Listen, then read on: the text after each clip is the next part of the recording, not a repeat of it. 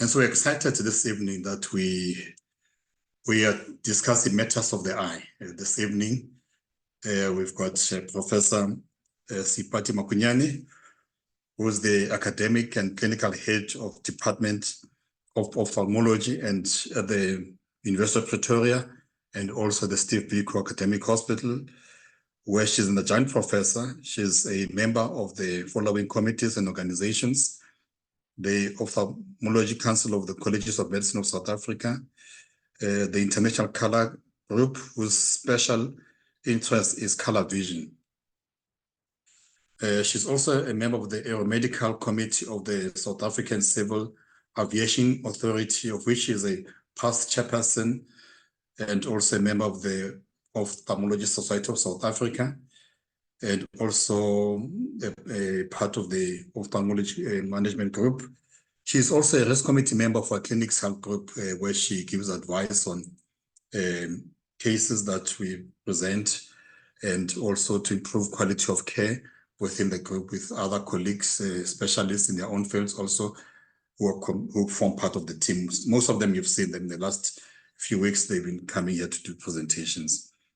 And also she's a provincial member of the Prevention of Blindness Committee, and she has completed the following courses: the John Maxwell Leadership Council in the USA course, Diploma in Public Health, she's got a postgraduate qualification there, a program for academic leadership at Gibbs, and the Standard Healthcare Leadership course.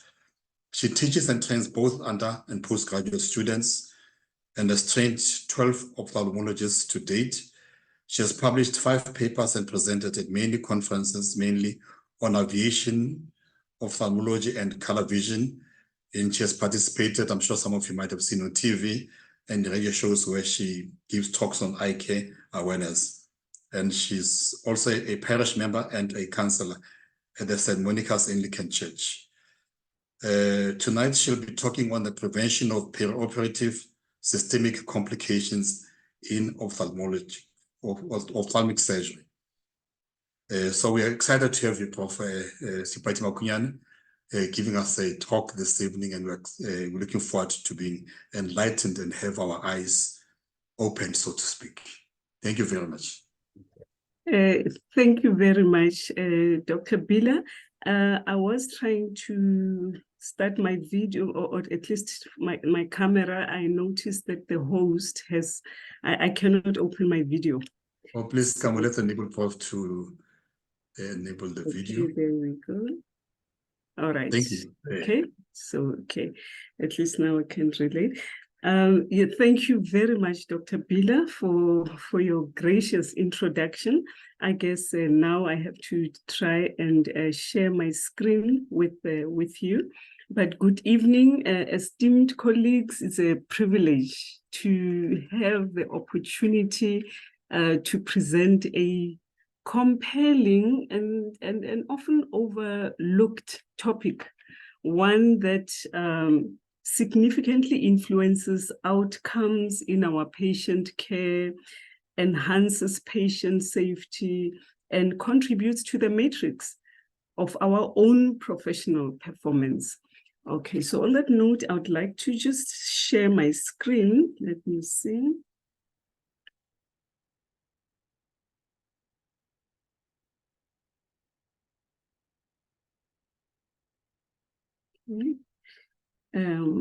Okay, are you able to see my screen? Yeah, we can see it. Sure. Yes, Prof. Yes, okay. Thanks. All right, let me see if everything is working perfectly. All right, I'm trying to move my slides, but I am unable to. Let's see. Okay. Please press anywhere in the middle of the slide, Prof, and try navigating again. Okay. All right, there we go. Okay, thank you very much for that introduction. And Dr. Bila, yes, we do notice that you don't have your glasses on, so that's a topic for another day, okay? Just so we can all be in agreement, let's just look at the definition of perioperative. Perioperative just means around the time of surgery. And, the definition really being talking about around the time of ophthalmic surgery, and the specific focus extends from pre-hospital admission to post-surgery discharge. Okay, if you don't mind, I'm going to perhaps just close my, can you help me perhaps just remove my picture from the screen? I'm distracting myself. Okay. Just to switch off my video. Okay, thank you. All right. So really, this perioperative systemic complications we're talking about are really the period that we're referring to extends from the pre-hospital admission to post-surgery discharge. And components thereof include ward admissions, anesthesia, surgery, and recovery.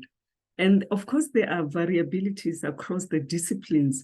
And within ophthalmology, there's variability also based on the type of surgery performed. This means that a perioperative period of a cataract will differ from a patient who has had let's say a retinal detachment surgery. Okay, so the purpose of my presentation today is to emphasize, with respect to systemic complications, the importance of identifying risk factors in patients scheduled for ophthalmic surgery, adopting a holistic approach in the evaluation of these patients, a multidisciplinary and cost-effective co-management of patients, with the aim of improving patient safety and management outcomes. So today I will give a brief background and I will touch briefly on literature review. I will discuss preoperative assessment, intraoperative systemic complications, special considerations and prevention, and brief notes on the anatomy of the orbit, and say a few words about the pediatric ophthalmic patient, and closing with a mention of nutritional and herbal supplements.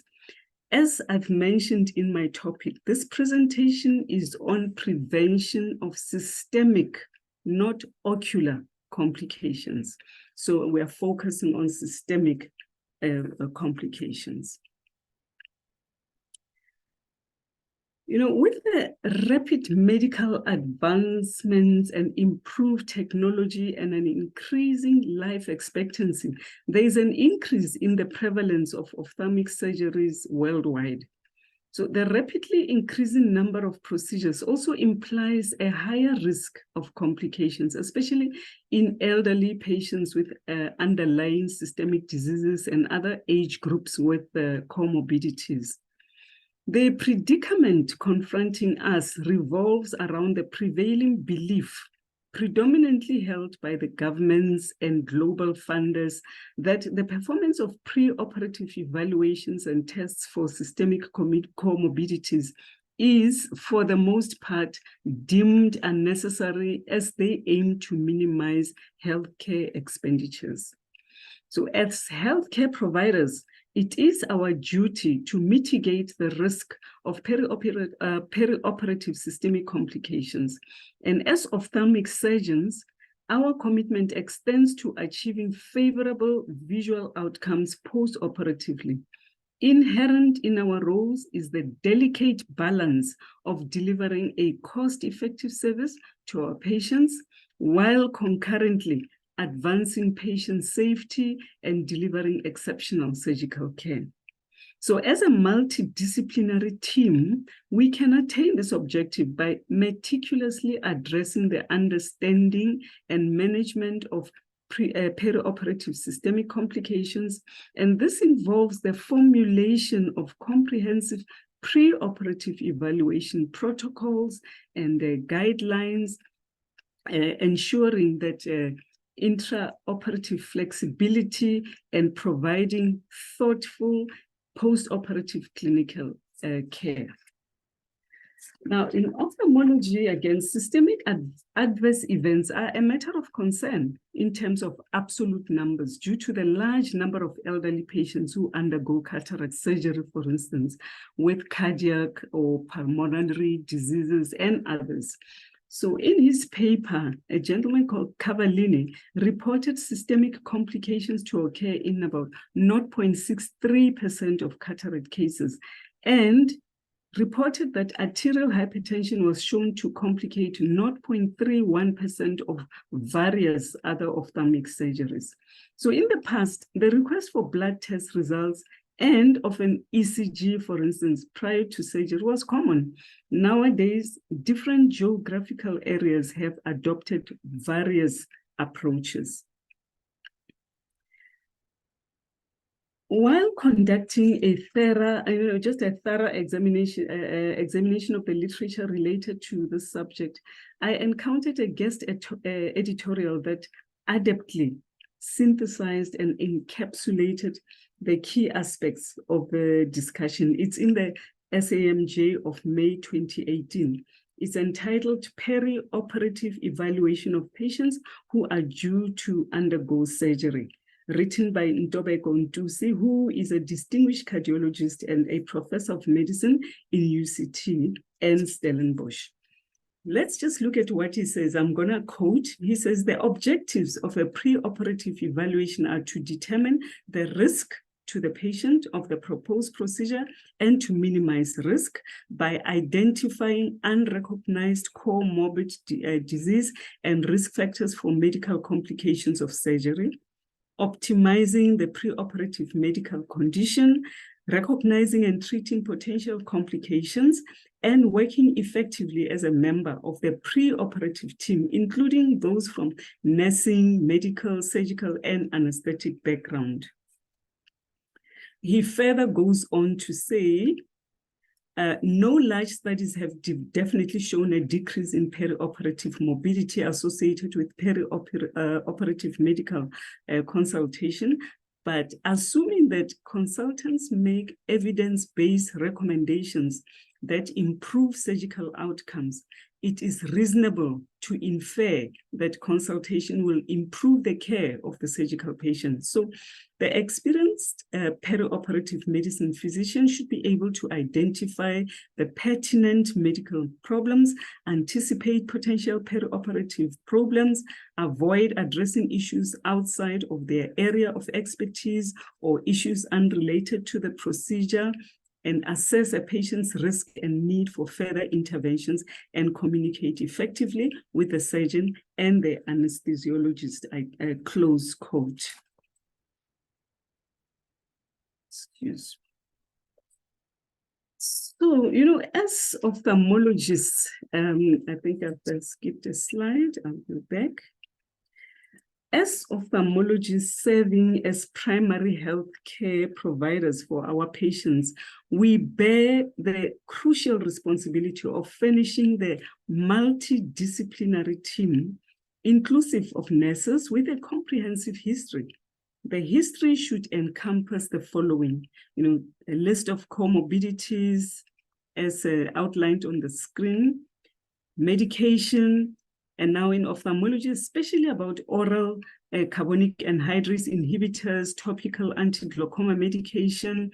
We should also get into the habit of asking about nutritional supplements and herbs. I'll come back to that much later in the presentation. Social history, very important, family history, allergies, trauma, and issues of the informed consent, and also instructions on fasting. Now, the role of the anesthetist should encompass, but is certainly not limited to, the following: establishment of rapport and communication among the anesthetist, the surgeon, and the patient, explanation of potential complications balanced with information concerning probability or frequency of permanent adverse sequelae.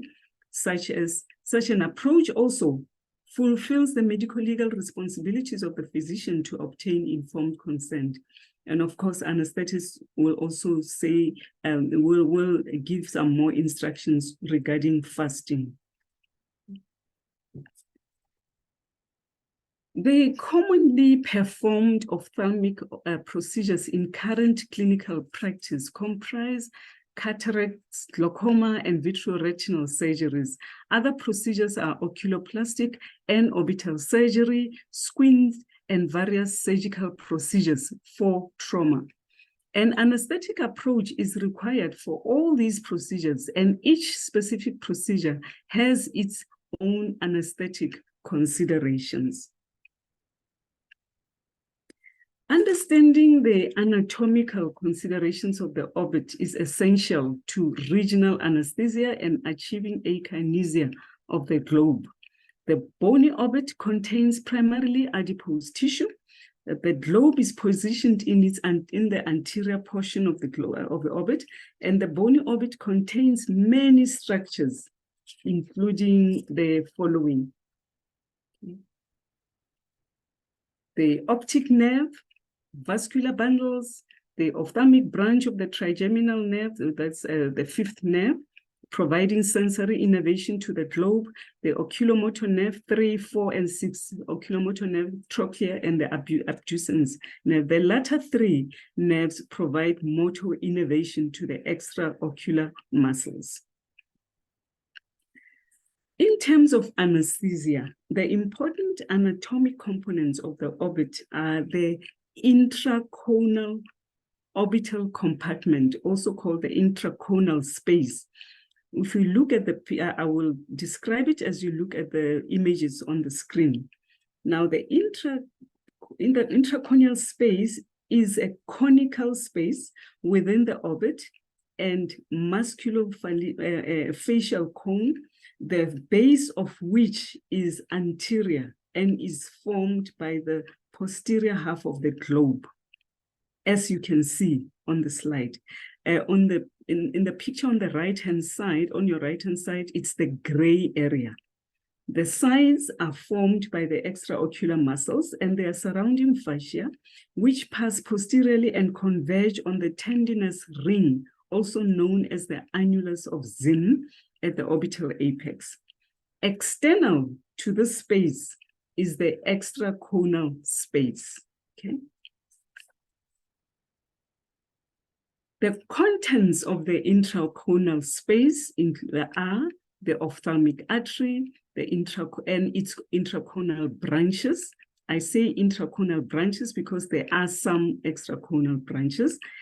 And we do have a fat in the intraconal space. And apart from that, I've mentioned the nerves that you can get. Okay. So I'm sure you can appreciate the space on the screen. It is an area that is bordered outwardly by the red extraocular muscles.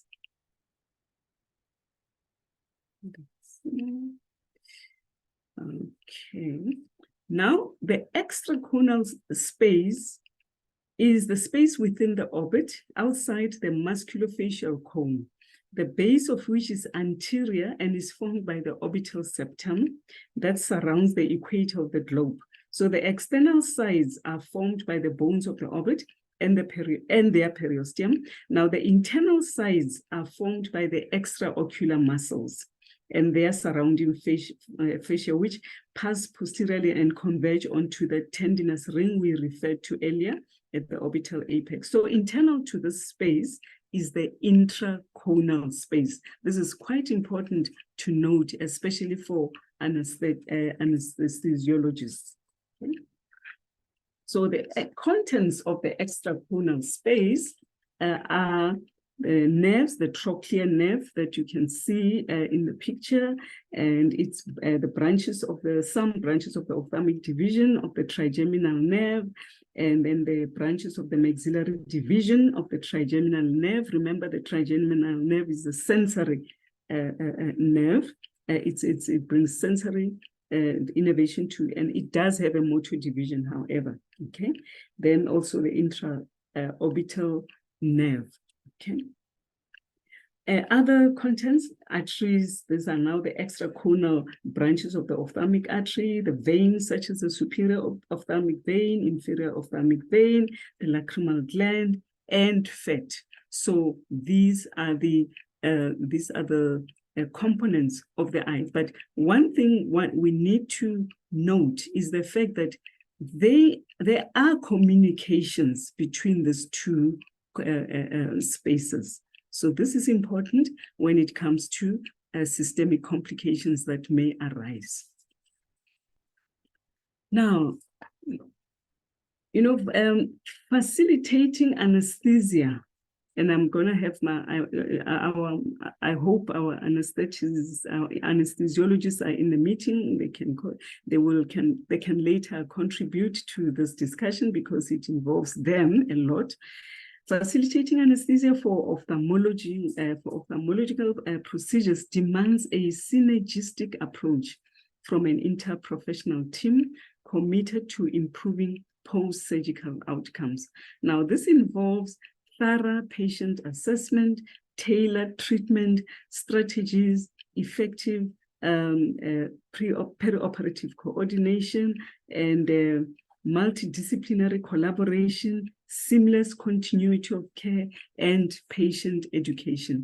And not to always forget, our clinical nursing staff also play a very crucial role in preparing the patients for surgery, obtaining intravenous access, preparing and reviewing procedural and anesthetic consent documents, reconciling medications, monitoring patients throughout the perioperative period, and preparing patients for discharge. These are I know the slide might not be too clear to you, but these are the major categories of the types of ophthalmic surgery that we do, namely the anterior segment surgery that would have cataract extraction, glaucoma surgery, corneal surgery with corneal transplants, and then the posterior segment surgery, retinal detachment surgery, vitrectomies, and then a strabismus surgery, meaning squint surgery, lacrimal surgery, which we often do in collaboration with ENTs, orbital surgery, which includes enucleation and evisceration. These are operations of actually removing an eye. But there are many other types of orbital surgical procedures that we do, and we sometimes do also ophthalmic oncology, children with retinoblastomas or uveal melanomas, and the large one in our country, ocular trauma. So these are the types of surgery that we do. Now, looking at anterior segment surgery. I did mention that cataract, glaucoma, and corneal surgery. Regional anesthesia is the form of a retrobulbar block and peribulbar block in uncomplicated cases is the most frequently used. So the subtenon block is another form of anesthesia, quite good, but it's less frequently used. Now, the intracorneal retrobulbar block, if you look at the slide now on your left-hand side, pay attention to the positions of the needles. This is now how we position these needles when we give them retrobulbar block, okay? So the retrobulbar block was one of the earliest regional anesthetic techniques applied to ophthalmic procedures. Now, this block may be performed via a transconjunctival or percutaneous route, the choice of which is really dictated by the operator comfort and the patient anatomy. The benefit of the retrobulbar block is the deposition of the local anesthetic in the intracorneal space, providing maximum akinesia in a large number of patients. Okay. Now, the peribulbar block, that would be the picture on your right-hand side, is safer than the retrobulbar block because the needle employed to inject the local anesthetic remains extracorneal and the injection trajectory is less steep. The peribulbar block has a decreased incidence of adverse effects, such as, I will not go through them, these are now ophthalmic, low perforation and so on, but it can also give central nervous depression secondary to local anesthetic injection into the intrathecal space. Okay. Complications that may arise from retrobulbar blocks and peribulbar blocks. I want you to just focus on the systemic ones. I don't want to get sidetracked. I get automatically sidetracked because I am an ophthalmologist, but let's just look at the systemic complications. In this slide, you will notice the one called LAST, which is a local anesthetic systemic toxicity, a subdural injection, brainstem anesthesia, and oculocardiac reflex. So then in the peribulbar block, you'll notice that there are not too many complications except a low incidence of brainstem anesthesia. Now, brainstem anesthesia following retrobulbar block is the most dreaded complication of regional ophthalmic anesthesia and was approximated to occur in 1 out of every 350 or even up to 500 patients with a central nervous system involvement in 0.27% and apnea in 0.79% in one study. So the estimated incidence of brainstem anesthesia following peribulbar block is much less, it's 0.020. Okay, and then in subtenon block, it's much less. So the exact mechanism of brainstem anesthesia is unclear, but it has been proposed that the dural sheath of the optic nerve could be punctured and the local anesthetic injected into the subdural or in the subarachnoid space during retrobulbar injection. Now, this provides a conduit for accumulation of the anesthesia around the brainstem. And I think I did mention to you that, the peribulbar block, block and the retrobulbar blocks are kind of blind techniques. So, and I've mentioned that these two compartments, the intracorneal space and the extracorneal space, do have multiple communications, okay? So, hence the complication of brainstem anesthesia and peribulbar block. Okay. Another possible mechanism is the local anesthetic agent spreading directly to the apex of the orbit via the submeningeal pathways to the central nervous system. It's possible that a direct intra-arterial injection into the ophthalmic artery of local anesthetic can reach the internal carotid artery and then into the cerebral circulation. So as the brainstem controls several important physiological systems, derangement of its functions is likely to present with multi-systemic signs and symptoms. So it will present in various ways. But failure to recognize and manage this complication promptly and effectively may actually prove lethal. Onset of signs and symptoms is inconsistent and known to range between seconds of giving the injection up to 40 minutes after retrobulbar block. So commonly the onset has been reported to be between 5 to 10 minutes after the retrobulbar block. So this is really important, especially for us ophthalmologists and anesthesiologists, meaning that these patients need to be monitored at all times. Now, this is a slide, let's see, looking at the prevention now of systemic complications. So, most published cases of brainstem anesthesia following orbital blocks have recommended preventive measures, and most of them are easy to follow. So these measures include keeping the eye in the correct gaze during the injection, using a smaller needle, injecting slowly, not giving a rushed bolus dose of the local anesthetic, and a good selective use of local anesthetic agent, and the use of relatively safer and simpler alternatives such as the subtenon block.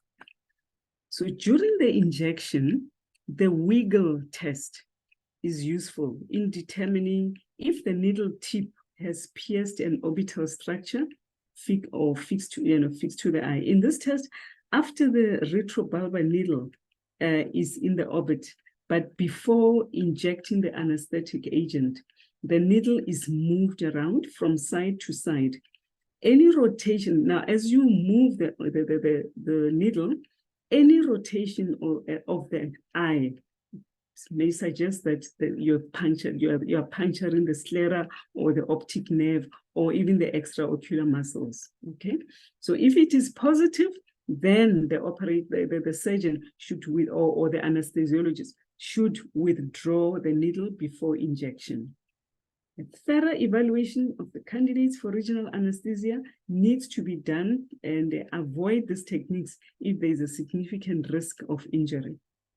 Proper dosing and vigilant, I repeat, vigilant monitoring during and after local anesthetic administration are crucial, because these patients, you can give this injection and you perhaps turn around and perhaps go to the bathroom and back, and you find that this patient is apneic or is unconscious and so on. So the patient needs to be monitored at all times, okay?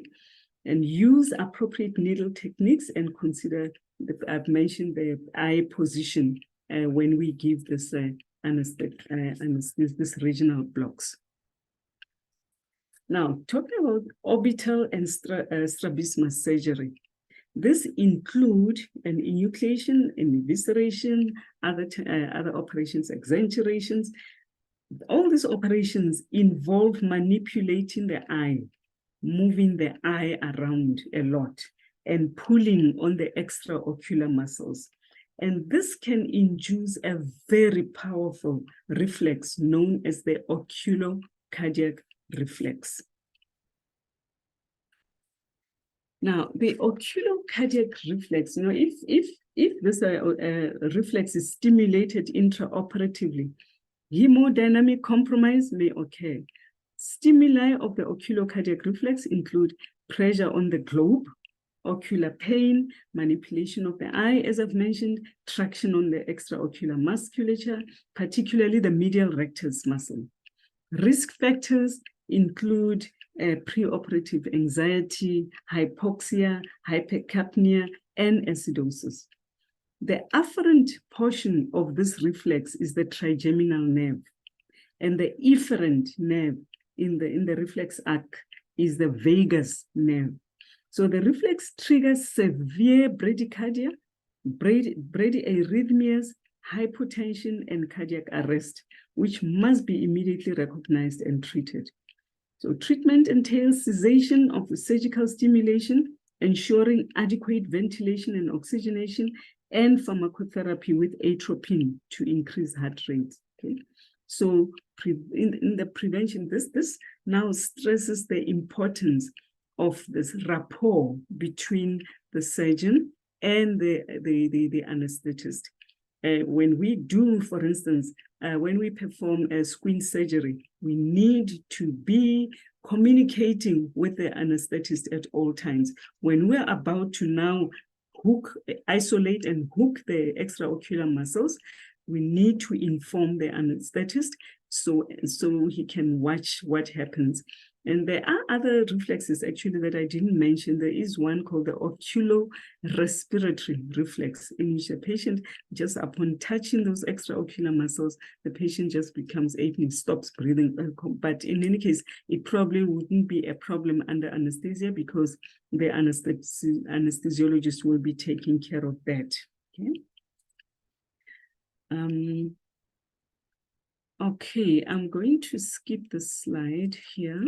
I want to get onto this slide. I've placed it here especially for our anesthetists to remember that the ophthalmic drugs we use, especially in theater, can have systemic side effects.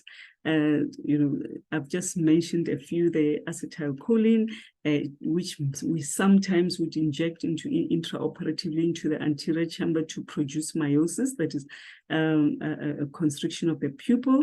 So the side effects can be hypotension, bradycardia, and even bronchospasm. acetazolamide. This is a carbonic anhydrase inhibitor. It's we have it in the form of eye drops and also as tablets or an injection. So we ophthalmologists treat patients with a glaucoma or with this medication. So if we plan, for instance, as an ophthalmologist, plan to do let's say a glaucoma filtration surgery after the patient has been on a carbonic anhydrase inhibitor for a long time, we need to be mindful, not to forget that there are major side effects of this drug: metabolic acidosis, hypokalemia. So if we take this patient to theater, we need to inform the anesthetist of what this patient has been using all along and for how long. And so this is really important. Other drugs, phenylephrine, that we use for pupillary dilatation, and it can cause it can cause all these problems that you see on the screen. And then eye drops to beta blockers. Those we would use a preoperative, well, even before the preoperative time. But this is the type of history, the drug history that we need to give to volunteer to our colleagues, the anesthetists that we work with. There's another list there. It's almost the same as the one that I've shown you. Now, this is the slide that says something about pediatric ophthalmic patients. Children presenting with ocular abnormalities need to have systemic conditions excluded.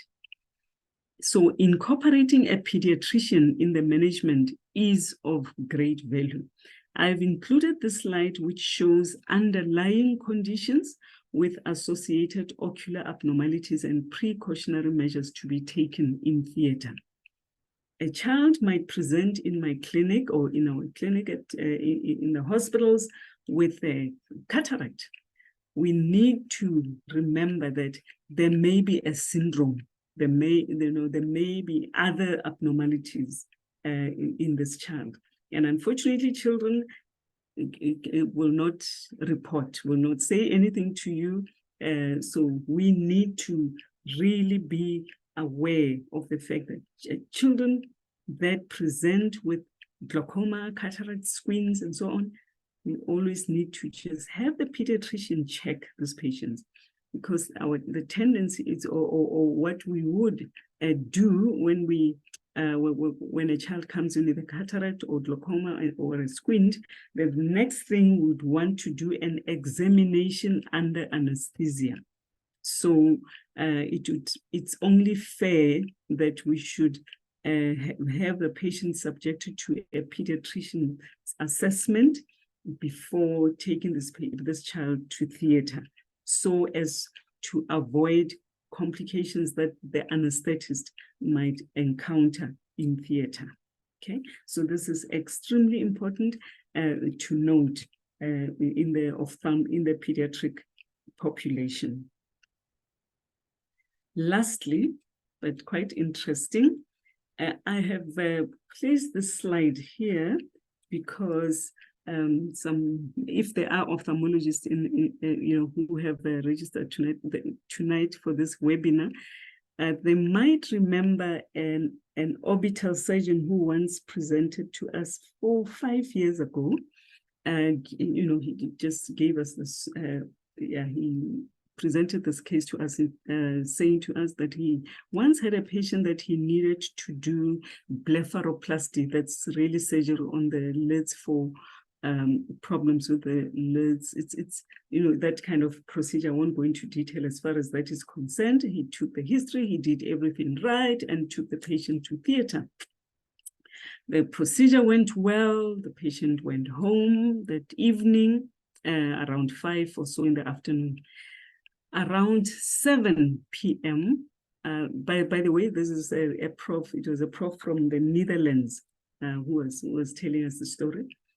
Then was called by the family of the patient that his eye is now protruding, it's red, it's just telling, it just looks like he's bleeding from somewhere. The situation is changing for this patient. So he quickly called him to his rooms, and they met at the rooms around 10 at night. And he discovered that this patient was bleeding profusely in the retrobulbar space behind the eye. So he was having proptosis, and obviously optic nerve compression was ensuing. So he quickly needed to do a procedure to, we call it a canthoplasty, just to make sure that you relieve the pressure, a canthotomy, sorry, to relieve the pressure in the orbit. He acted quickly, but he almost lost the vision. This patient almost lost vision in that eye, and then the situation was controlled. So as they were relaxed the following morning, he said, okay, he was wondering what has happened here. And he went back to the history. Is there anything else you're using? I said, no, I take a lot of omega-3. And then that prompted him to look at some of the effects that the nutritional supplements can have, in patients going for surgery. They can increase the potential for adverse drug reactions. They may exacerbate cardiovascular, neuromuscular, sedative properties of the anesthetics, and they may even lead to increased bleeding. The one thing that he left us with, which I really am grateful for, is the list. He, I think, from that experience, compiled a list of herbal medicines. This is exactly what he had given us. I do appreciate the fact that we might not have some of these products in South Africa. I don't know, but he gave us this list of herbal medication that we need to just check with our patients so we don't get surprises when we're in theater. Okay, he gave us this list. And this particular one, it's a prolonging bleeding time. So I just thought I should share it with you. I haven't done research on it, but I just thought someone who might be interested in following it up can do so. And that would be an interesting topic. Well, most of our patients wouldn't really volunteer that information, and we probably wouldn't ask, because we all take nutritional supplements and like food to some of us, so we sometimes may miss mentioning what we're taking. So that's what I thought. Please don't ask me too many questions on it, because as I said, I haven't really gone into each one of them to check what they have. So for those who are in academic institutions, we can give it to this topic to our registrars to research. It would be interesting, or our medical students. In summary, I would like to just re-emphasize the importance again of identifying risk factors in patients scheduled for ophthalmic surgery. Actually, not only ophthalmic surgery, I would say non-cardiac surgery, okay? So today is that we are talking ophthalmic surgery.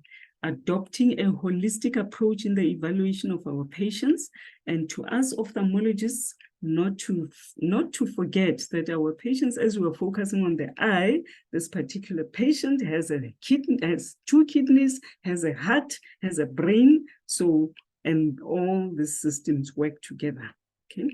A multidisciplinary and cost-effective co-management of patients. Let us be mindful of that. Let us balance this effectively. So all these are to improve patient safety and management outcomes. And so the onus is upon us to perhaps think of designing comprehensive preoperative evaluation protocols or guidelines, and the agility that is required intraoperatively it really entails the anesthetists, the nurses, the theater nurses, and whoever is in the theater, and the surgeon to always be in communication and thoughtful post-operative clinical care. I would like to thank you very much. If there are any questions, over to you, Dr. Bila. Thank you very much, Professor Makunyane, for this, shall I say, enlightening topic. Now that we're talking about the eye and vision. And I think you really emphasize the fact that we should not forget that even if it's just an eye, but there are systemic complications that may arise. And we're grateful and thankful for sharing a lot of information with us this evening. I know that when you spoke about the herbs and nutraceuticals, someone said also we should not forget also cinnamon in the list that you provided. So it means that someone who's quite aware of this, and they might be encouraged to do some studies, as you said, about the herbs.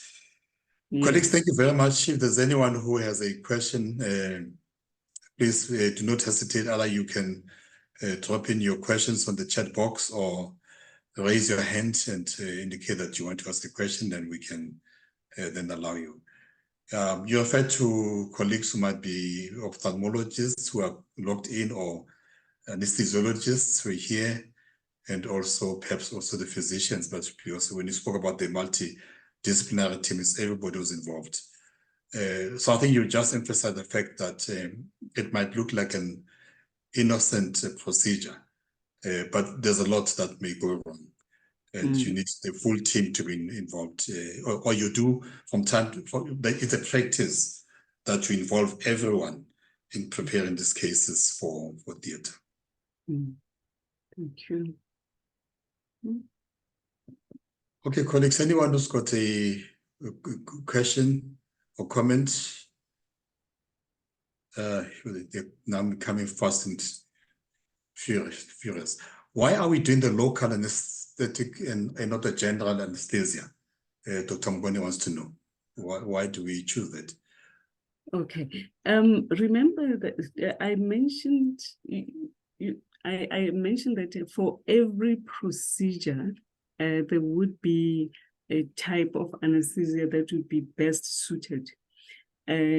So for just imagine now for a while a patient with high blood pressure, diabetes, and so on, but who is likely to have anesthetic side effects or complications, then would rather just do regional anesthesia to just make sure that this patient would not suffer many other systemic conditions that might occur. So the choice of anesthesia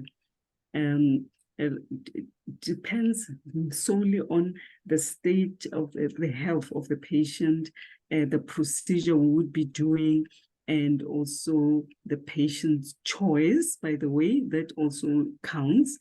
For instance, I'm just thinking to myself, if I were to go for cataract surgery, I'm sure I would do great with the regional anesthesia, but being very, just frightened, I might just say, no, I would like to go for general anesthesia.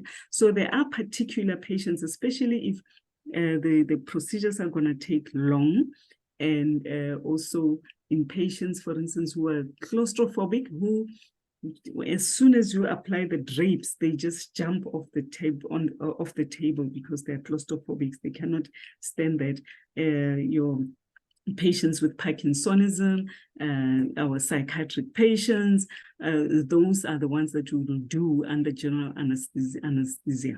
Okay, so the other thing about local anesthetic, regional anesthesia, it's very quick for the patient to have that done quickly, and then the procedure done, as long as but the selection of patients is very important. The patient has to really be cooperative the procedure is short and then you're out, then recovery is quick, okay? Unlike really subjecting this patient to general anesthesia that's going to take up a long time and perhaps even exposing this patient to possible complications which are systemic, okay? So the choice thereof we do choose in that way. You can imagine if we were to do 20 cataract operations in a day, having to do general anesthesia and all of them, you know, the procedure might take 20 to 30 minutes and then recovery might take, I don't know, 15, 20 minutes. And, you know, time management also it gets into it. And the main thing is patient selection. Very important. Okay. I hope I've answered your question. Yeah, that was quite clear. Okay, there's a question sent to me directly. Thanks for the informative talk. Any advice on foreign body removal in GP practice? Okay. All right. This is what when I teach the fifth-year medical students, that removing a foreign body, now it depends on the type of foreign body we're talking about. Are we talking about someone who was grinding or welding? No, not grinding, welding. And then a little spark it gets stuck on the cornea of the patient. Firstly, there is that type of the foreign body. Then there's another foreign body that someone might have been, let's say, hitting a nail, and then it jumped and off it went, a piece of it landed inside the eye. Okay, so there are different types of foreign bodies. I take it that you're talking about the one that usually patients would come after having been welding. Now, that type of a foreign body would lodge on the epithelium of the cornea. Firstly, in general practice, I take it that you have your ophthalmoscope. You may not even see it because it's minute, okay? So it's minute, that's one. So you may even miss it. Secondly, the patient will be in so much pain that getting this patient to open their eye will be a mission, okay? And then thirdly, the actual removal, let's assume that you would have a topical anesthetic in your rooms and you use, let's a topical anesthetic, and the lighting has to be good, okay? Then we use a needle to remove it, okay? So if you are using a needle on a patient who is jumping off or closing the eye or squeezing the eye, it's going to be a problem because you might puncture the eye. So, but we do train you to get the patient to lie down flat, okay, looking up. As I've mentioned, the lighting has to be good. You need to have someone next to you, perhaps even helping you with adjusting the light. Then you'll need to use the brown needle. I've forgotten the what gauge it is, the tiny one, the tiny little needle. And then the other thing is you need to know that this is really just on the surface of the cornea. You don't want to remove a foreign body and you find that it was actually penetrating the cornea, because now you will have caused a corneal laceration. So I still would say in your rooms, I would rather maybe just refer this patient to us to deal with it, unless if really the conditions are conducive and are correct in that way. And one needs to have a very steady hand because there is no room for a tremor there. Okay, and remember, the patient is also quite frightened with a needle coming towards them, towards their eye. They're likely to blink and move their head. So these are all the risks, perhaps, that you need to take into consideration. I hope that helps. Yeah, but I think what you're saying, rather play it safe and refer. Yes, Unless if, I'm not sure if we can even say you, because you don't see this every day. So, I mean, the practice makes perfect. So rather refer to those who are able to do it in a safe and way and in a conducive environment. Yes. Yeah. Now there's this discussion about intralipids. Thanks for a good and well-prepared talk. Intralipid 20% as an antidote, is it a dying art? And Prof. Langren replies immediately, no, intralipid is not a dying art. So I'm sure they're talking about, I don't know if your comments can cause comment.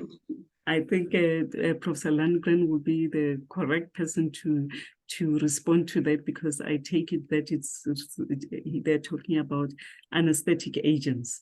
Yeah. Prof. Landgren? No, it's the way to treat local anesthetic toxicity, Dr. Bila, and it's not a dying art. Thanks, Prof. Makunyane, for a great talk. Thank you, Prof. Thank you. And thanks for joining, Prof. Dr. No, orthopedic surgeon. During an operation, non-ophthalmic ones, what is recommended to cover the patient's eyes and add in local antibiotics? Is it advisable? This is an orthopedic surgeon talking now. Okay, so I'm now assuming, and I'm sure I'm correct. Usually, the orthopedic procedures will take forever. They take a long time. It's good to cover the patient's eyes, and then one can place transport over them, just to protect the cornea from drying out. So we can use transport over the eyes. Okay. Chloronex, I would say the best would really just to tape the eyes closed to protect the eyes. Okay. Or Prof. Langen, you came back, I think you said I think an enucleation is kinder if done under, I think the options for whether is it a block or is it a GA? I think that's what you're referring to here. Oh, okay. Yeah, enucleations, especially, really depending on the causes, trauma, or quite often we would do them under general anesthetic. We do them under general anesthetic, but there are circumstances where we are forced, under some circumstances that we find ourselves having to do some procedures even under local. However, generally speaking, enucleations would be under general anesthetic, especially in that there is this issue of where we will be hooking all the muscles and removing the sclera with, So yes, certainly that would be general anesthetic procedure. Yeah. Going back to the supplements, Matimediale says, what, perhaps SAPA should consider having an approval for supplements. I've seen some supplements and they always a disclaimer there that this is not SAPA approved, but it's been sold in the shops. Is this good advice that perhaps this should be something that SAPA should look at? As I've said, just as a disclaimer, that I haven't really gone into researching this, but certainly we have to just face this one. There are some of them that can, potentiate the effects of the drugs that we use, especially the anesthetic agents, and then the bleeding time and.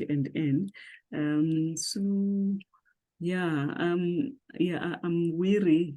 I'm not going to answer this one.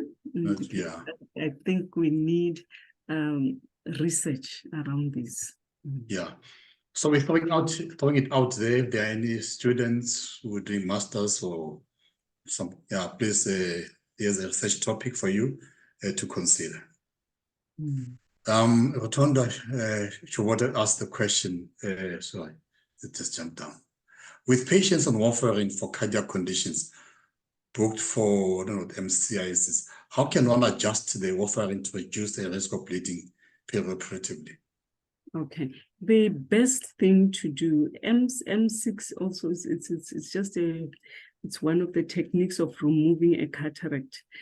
The best thing to do would really to consult with the patient's physician.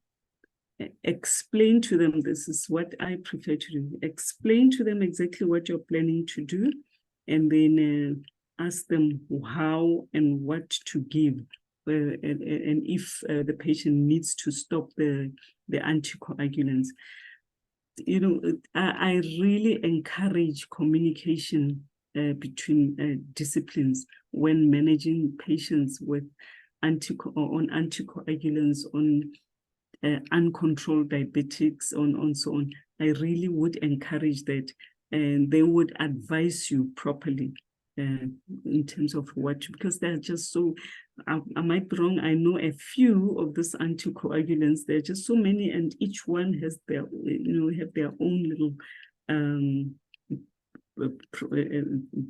protocols, how to use and how to stop it and so on. It's best to leave it to the physician or the cardiologist, whoever this patient's whoever the patient's doctor is. Okay.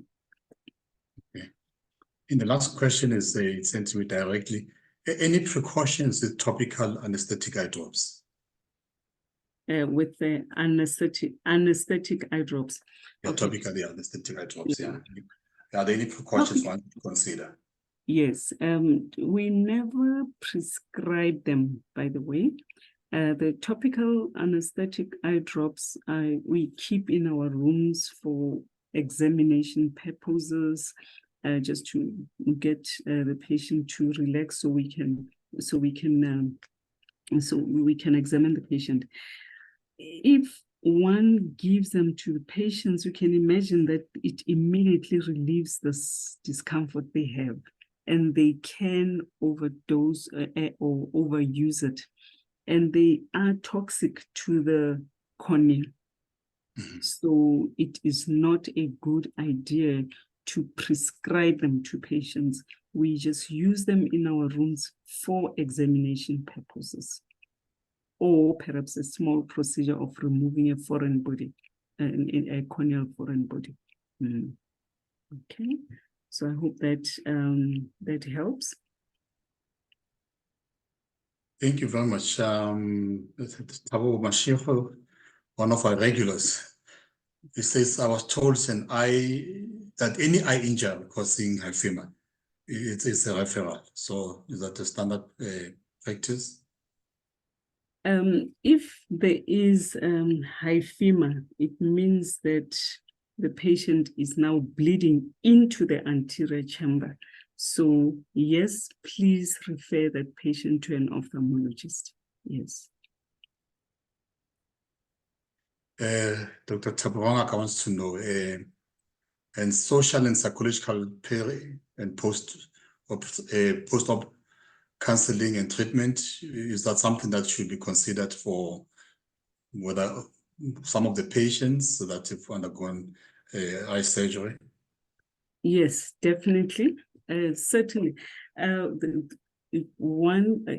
ophthalmologists, there would be patients, in fact, even pre-operatively, there are patients who really need to be counseled before they go for surgery. Many of them would be so, because, eye surgery is kind of still taboo to the elderly. And if a patient comes in with a cataract and say, now we're going to do your cataracts, and then what? Operate on my eye? No. Mm-hmm. Are you going to take this eye of mine out and then do, there are patients who really would need counseling in that way.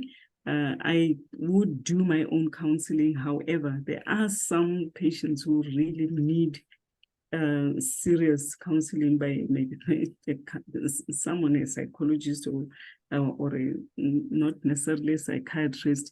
That's pre-op.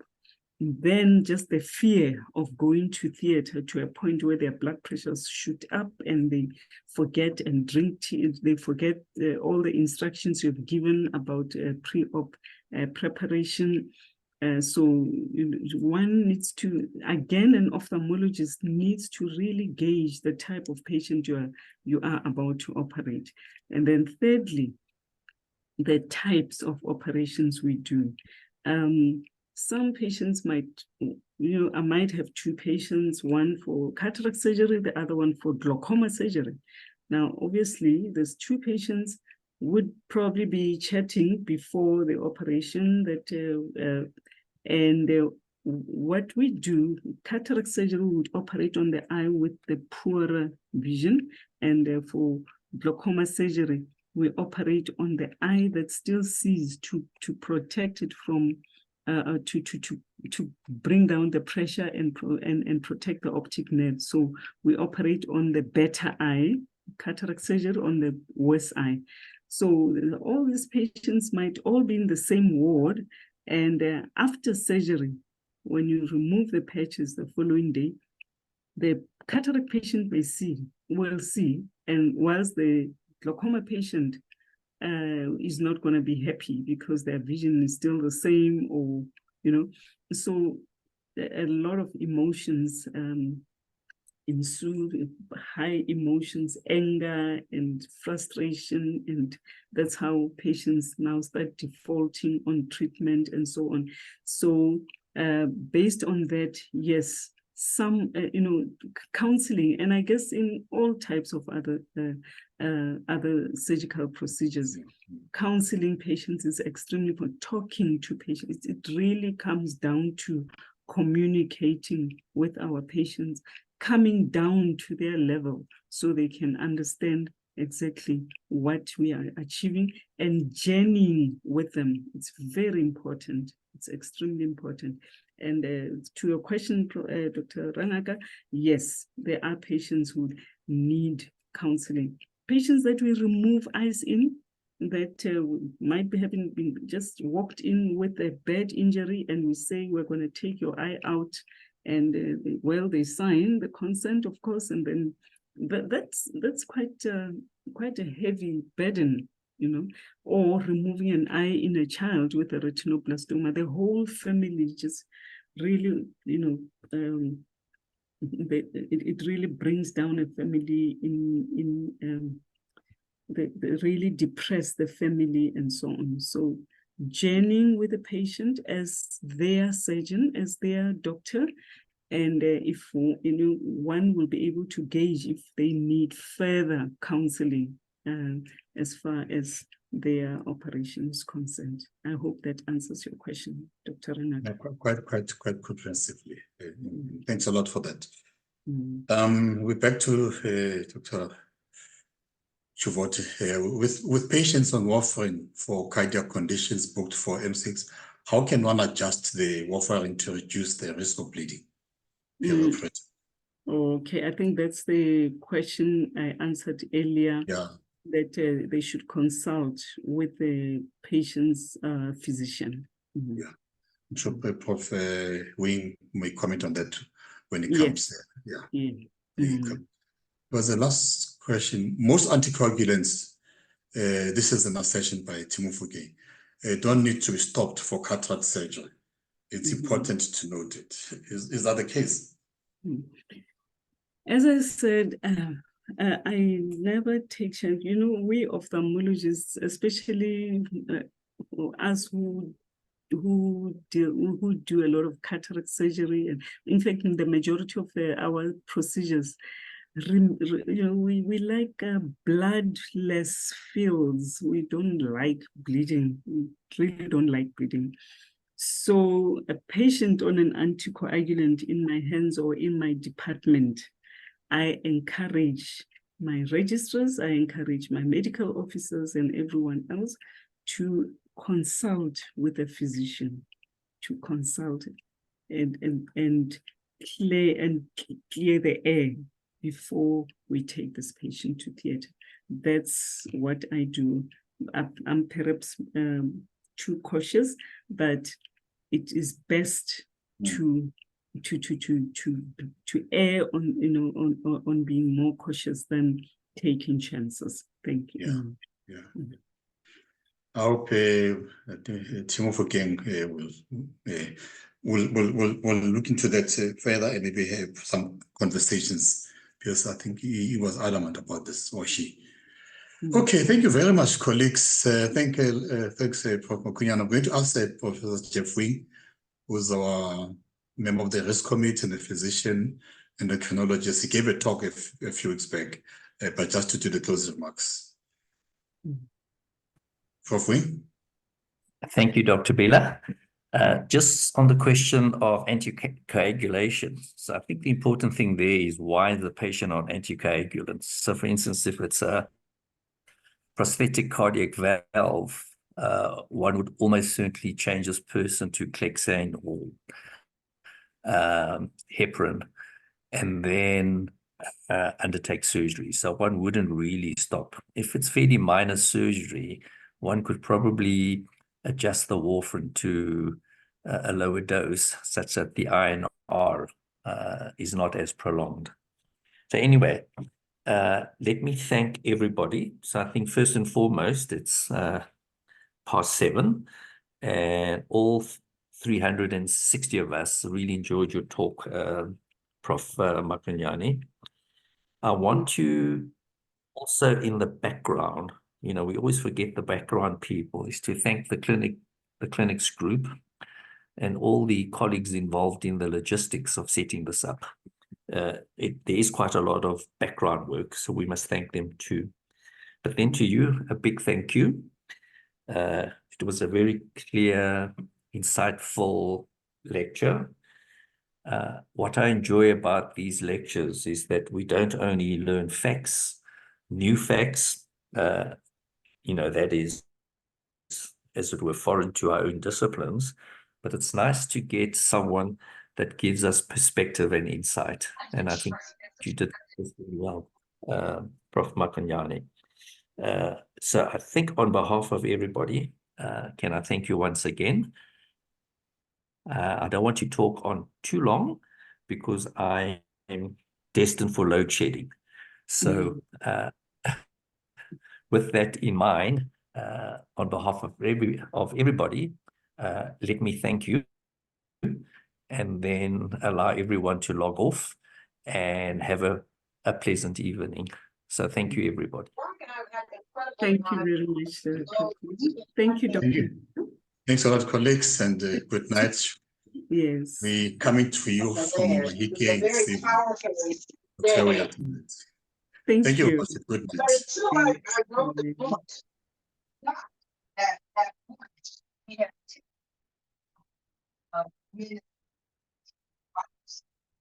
night.